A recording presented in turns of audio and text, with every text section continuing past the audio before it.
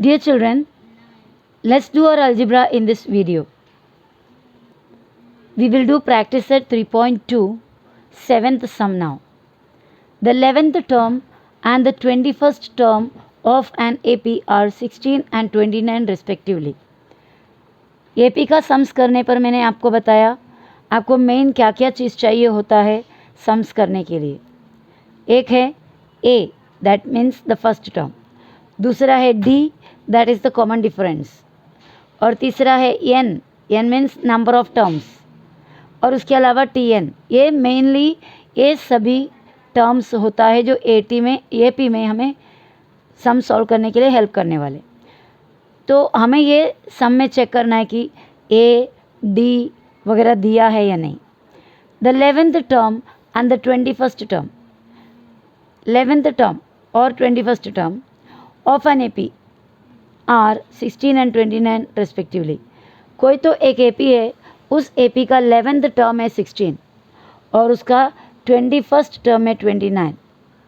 T11 is 16 and T21 is 29. It's given. Now, but Tn का formula क्या है? A plus n minus 1 into D. क्यों हम Tn देख रहे हैं? क्योंकि हमारे पास T11 दिया हुआ है, T21 दिया हुआ है, तो दैट मीन्स Tn हमारे पास है. अगर हम 11th टर्म ले रहे हैं तो that will be the Tn, और if you consider about the T21 that will be the Tn. Okay, Tn का फॉर्मूला इधर इसलिए हम लिखा क्योंकि हमें T11 16 दिया, दैट मीन्स Tn से जुड़े हैं ना, और T21 भी दिया है. इस सम में ना हमें A, D कुछ भी नहीं दिया हुआ है, A, D दोनों चीज़ नहीं दिया हुआ है, ओनली N इज़ गिवन. वो भी 3 जगह में, एक 11th टर्म एक 21st टर्म, ये दोनों दिया. 41st टर्म हमें फाइंड आउट करना है. ओके, तो जो दिया हमने वो लिखा. T11 कितना है 16, T21 29 है, और Tn का फॉर्मूला लिखेंगे. Tn is equal to A plus n minus 1 into D. उसके बाद क्या करेंगे, n के जगह हमें कौन सा दिया था, T11 दिया है ना, तो n के जगह हम 11 लिखेंगे पहले. तो Tn का फॉर्मूला लिखने के बाद n के जगह 11 इक्वल A प्लस n के जगह में 11 माइनस 1 D. आगे और कैलकुलेशन करेंगे. T11 आपका कौन सा है, T11 का वैल्यू 16 इक्वल A कुछ नहीं दिया हुआ तो A वैसे ही, प्लस 11 माइनस 1 आप कैलकुलेट कर सकते हो 10 D. तो 16 is equal to A plus 10 D. इसको दैट इज़ द्वारा लेफ़्ट टू राइट शिफ्ट किया. क्यों शिफ्ट किया, ताकि अल्फ़ाबेट्स वगैरह लेफ़्ट साइड में रहो. A plus 10 D is equal to 16 right side में. ऐसा पूरे चेंजेस करते तो कोई साइन चेंज नहीं होता. तो A plus 10 D is equal to 16, ऐसा हमने यहाँ पर लिखा. तो हमने लिखा A plus 10D is equal to 16, उसे इक्वेशन नंबर 1 दिया. ओके, नेक्स्ट T21 भी अब हमारे पास है, तो 21 लिखेंगे अभी. T21 is equal to A plus 21 minus D. जहाँ पर n है, हमारा फॉर्मूला है Tn is equal to A plus n minus 1 into D बराबर. तो n के जगह में 21, A वैसे ही, प्लस n के जगह 21 माइनस 1 इंटू D. तो हमें क्या मिला, A plus 20D. A plus 21 और 20 माइनस करने 21 में से 1 माइनस करने पे 20 और D. तो T21 का वैल्यू 29. तो ये इक्वेशन को प्रॉपरली अल्फ़ाबेट वाले टर्म्स लेफ्ट में, नंबर को राइट में. So that is A plus 20D is equal to 29. तो इस तरह हमने सेकेंड इक्वेशन भी बनाया. A plus 20D is equal to 29, that is second. तो ये दो इक्वेशन को आप कंपेयर करो. यहाँ पर भी A है, इधर भी A है. 10D यहाँ पर 20D, 16 और 29. अगर ये दोनों इक्वेशन को आप एक बार साइमल्टेनियस इक्वेशन समझकर इसको करना है. साइमल्टेनियस इक्वेशन या फिर क्या बोलते हैं लीनियर इक्वेशन है, 2 वेरिएबल्स आपने ऑलरेडी किया है, तो वो लेसन को उधर का जो नंबर्स है उसको याद करोगे तो आपको ये आसानी से समझ में आ जाएगा. फर्स्ट इक्वेशन और सेकेंड इक्वेशन को एक बार कंपेयर किया. A और ये दोनों सेम है, तो इन दोनों का साइन सेम होने की वजह से ऐड करोगे तो 2A हो जाएगा, लेकिन सब्ट्रैक्ट करोगे तो कैंसिल हो जाएगा. तो हमें एक्चुअली कोई भी एक टर्म को सब्ट्रैक्ट करना होता है, यानी कैंसिल करना होता है. तो सब्ट्रैक्ट कर लिया और कैंसिल करने को मिलेगा। एलिमिनेट द टर्म्स, कोई भी एक टर्म को एलिमिनेट करना है। तो ए में से ए माइनस करोगे, 0 सब्ट्रैक्ट करोगे तो we are going with subtraction. तो subtracting equation 1 from equation 2, equation 1 को इक्वेशन 2 में से, क्यों? क्योंकि इक्वेशन 1 में a और 10 दिए, इक्वेशन 2 में a और 20 दिए, तो जो बड़ा है वो ऊपर रहने दो। इसके लिए कहा कि इक्वेशन 1 को इक्वेशन 2 से डिवाइड करो। Subtract equation 1 from equation 2। तो फ्रॉम के बाद जो इक्वेशन नंबर है वो ऊपर आएगा, दैट मीन्स इक्वेशन 2 ऊपर आएगा। तो सब्ट्रैक्टिंग कर रहा है तो इक्वेशन 2 को पहले लिखेंगे a + 20d। तो इक्वेशन 1 को इक्वेशन 2 में से, तो 2 जो सेकंड इक्वेशन है उसको ऊपर लिखेंगे, a + 20d = 29, और first equation a + 10d = 16। Subtract करने के लिए सेकंड जो इक्वेशन होता है उसका हर एक टर्म का साइन चेंज करना है। a का साइन प्लस है उसे माइनस बनाया, 10d का साइन प्लस है उसे भी माइनस बनाया, 16 का साइन भी पॉजिटिव है उसको भी नेगेटिव बनाया। पॉजिटिव ए और नेगेटिव ए, नीचे का साइन को कंसिडर करना है, नेगेटिव ए, दोनों positive a negative a cancelled.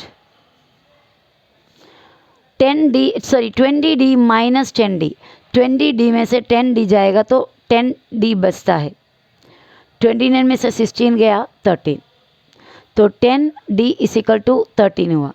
उनमें से हमें d फाइंड आउट करना है, क्योंकि AP सॉल्व करने के लिए a और d होना बहुत ज़रूरी है। तो d = 13 इधर लिखा, 10 यहाँ से उधर राइट साइड में जाओगे तो अपॉन, क्योंकि 10 और d दोनों के बीच में इंटू का रिलेशन है, तो वो इंटू का रिलेशन राइट साइड में ले जाओगे तो अपॉन, d = 13/10। और 10 से अपॉन है, 10 ने इसका अपॉन, तो हम क्या कर सकते हैं, डेसिमल में कर सकते हो, 1 0, तो हम क्या कर सकते हैं, एक नंबर को आगे छोड़ के पीछे पॉइंट डाल सकते हो। जैसे 13/10, 13 लिखो, 1 0 नीचे है तो एक नंबर यहाँ पे पॉइंट के बाद छोड़ दो और उसके पीछे पॉइंट डालो, 1.3। तो d हो गया 13/10 और 1.3। तो d का 2 वैल्यू हो गया, एक 13/10 और दूसरा 1.3। d का वैल्यू मिलने के बाद हम क्या करेंगे, a का वैल्यू फाइंड आउट करने के लिए value of d will be substituted in any of the equation. 2 equation आपके पास है, दोनों में से कोई एक इक्वेशन में d का वैल्यू सब्सटीट्यूट करेंगे। So substituting d = 13/10 in equation 1। First equation क्या था हमारा, a + 10d = 16 था, बराबर। तो a और ये वाला प्लस लिखा, 10d का मतलब 10 × d, तो 10 × d का वैल्यू क्या है, 13/10 = 16। तो ये सब्सटीट्यूट किया यहाँ पर, a + 10 × 13/10 = 16।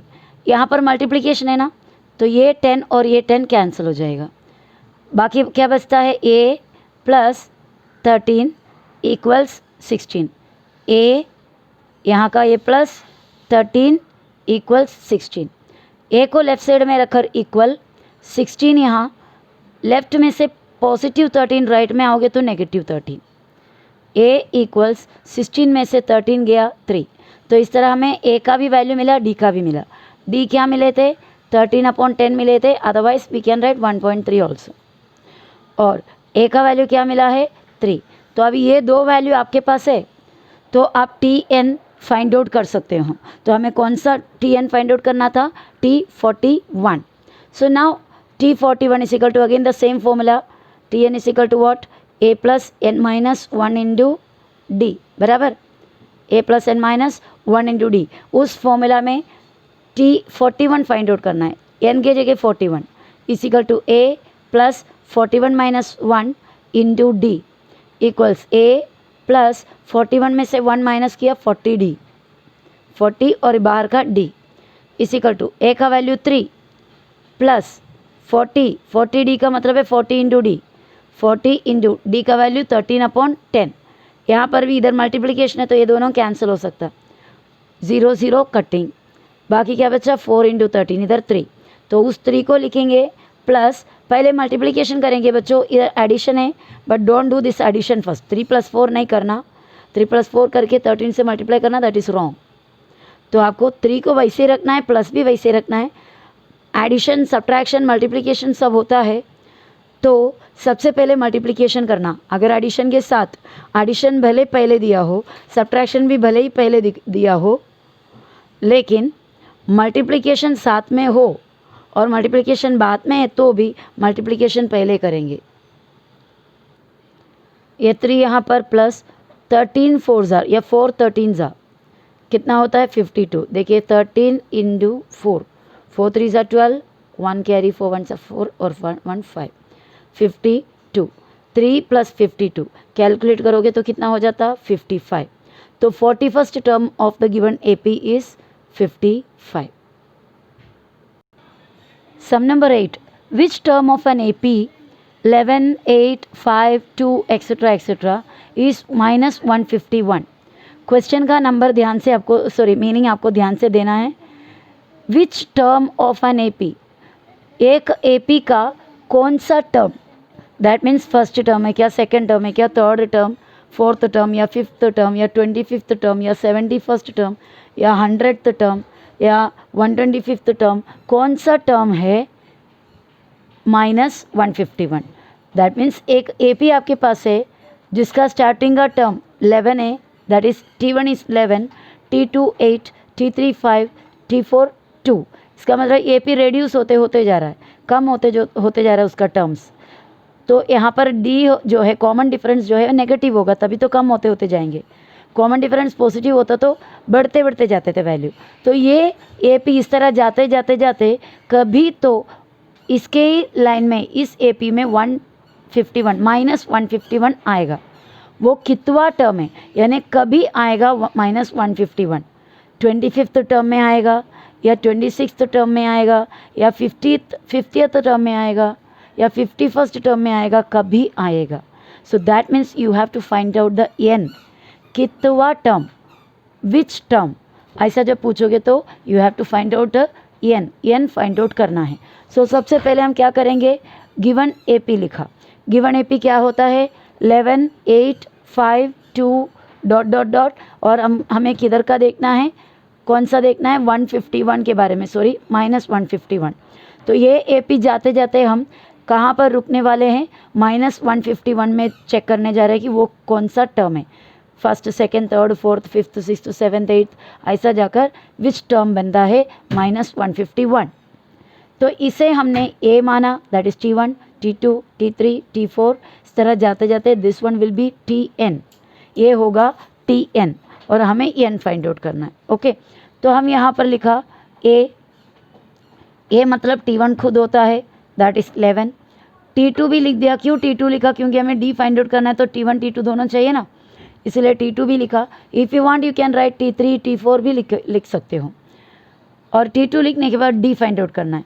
D = T2 - T1। T2 है 8 - 11, 8 में से 11 माइनस करेंगे, आपको पता है सब्ट्रैक्शन आता है -3, क्योंकि इसका साइन पॉजिटिव, इसका साइन नेगेटिव, अलग अलग साइन है। माइनस किया 3 मिला, बड़े का साइन 11 बड़ा है, उसका sign negative. Now TN find out TN हमारे पास है। TN क्या है -151।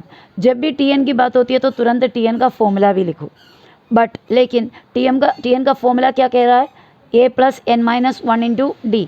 TN = A + n - 1 × D। तो TN के जगह हम क्या लिखेंगे -151। तो यहाँ पर -151 TN के जगह इक्वल A के जगह 11, A 11 था, प्लस n के जगह, n तो हमें पता नहीं है, कितवा टर्म है नहीं पता, -151 कभी आता है वो नहीं पता, तो n वैसे रहेंगे -1 और इंटू D। यहाँ पर वापस से D के लिए ब्रैकेट दिया है क्योंकि D is a negative number. Okay, तो ये सेम रिपीट किया, A भी रिपीट नीचे लिखा, A भी लिखा। अभी यहाँ का कैलकुलेशन हमें करना है, माइनस इंटू प्लस, माइनस हो गया, इसका मल्टीप्लिकेशन करने के लिए आपको -3 से n को इंटू करना है, तो दोनों का साइन देखना पड़ेगा आपको। -3 में नेगेटिव है, n में पॉजिटिव है, तो negative positive negative, 3 × n 3n, वापस से -3 और -1 को इंटू करना है, तो नेगेटिव नेगेटिव पॉजिटिव, 3 × 1 = 3, साइन को मल्टीप्लाई करना भूलना नहीं। तो -151 इज इक्वल टू 11 -3n + 3 इस तरह मिला। -151 वैसे ही इक्वल ये 11 जो 11 एक पॉजिटिव सादा नंबर है तो 3 भी पॉजिटिव नंबर है, दोनों सादा नंबर है, उसमें वेरिएबल नहीं है तो दोनों को ऐड कर सकते हो। 11 + 3 दोनों पॉजिटिव है तो ऐड कर लो। 11 + 3 हो गया 14 -3n। अब मैंने क्या किया, 3n नेगेटिव था उसको लेफ्ट साइड में ले गया तो 3n बन गया positive 3n, negative 3n right में से लेफ्ट में ले गया पॉजिटिव 3n, राइट साइड में 14 -151 बन जाएगा +151, उसको राइट साइड में ले गया। अब नेक्स्ट आगे इसका कैलकुलेशन करना है। 3n = 151 और 14 प्लस करोगे तो 165। अभी हमें सिर्फ n फाइंड आउट करना है। 165 यहाँ का मल्टीप्लाइड बाय 3, मल्टीप्लिकेशन का रिलेशन वाला 3 उधर जाओगे तो upon 165/3। Therefore n = 165 divide by 3 करो, 165/3। 3 1s are 3, 3 5s are 15, 1 carry, 3 5s are 15, तो n = 55। तो कितने टर्म्स मतलब कितवा टर्म है -151?